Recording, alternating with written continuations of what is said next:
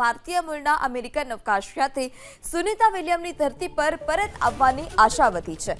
અમેરિકી અંતરિક્ષ agency NASA અને એલન મસ્કની સ્પેસએક્સે ક્રૂ 10 મિશન લોન્ચ કર્યું। સમાચાર એજન્સી CNN અનુસાર ફ્લોરિડાના કેનેડી સ્પેસ સેન્ટરથી શુક્રવારે સાંજે 7:30 વાગે ફાલ્કન 9 રોકેટને સફળતાપૂર્વક ઉડાન ભરી છે।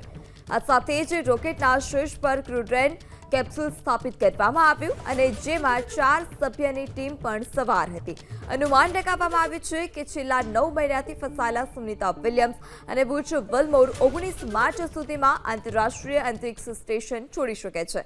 લાંબા સમય બાદ એલોન મસ્કની અવકાશ એજન્સી સ્પેસએક્સના રોકેટ ફાલ્કન 9ને ફ્લોરિડાના કેનેડી સ્પેસ સેન્ટરથી લોન્ચ કરવામાં આવ્યું અને આ ક્રૂમાં નાસાના એન મેકલેન, નિકોલ આયર્સ, જાપાની અવકાશ એજન્સી જાક્સાના ટાકુચા ઓનિશી અને રશિયન અવકાશ એજન્સી રોસ્કોમોસના અવકાશ યાત્રી કિરિલ પેક્સોવ પણ શામેલ છે અને આ 4 અવકાશયાત્રી ISS પહોંચશે અને સુનિતા વિલિયમ અને જે વિલ્મોર છે તેને ક્રૂ 9ના 2 અન્ય સભ્યોનું સ્થાન લેશે।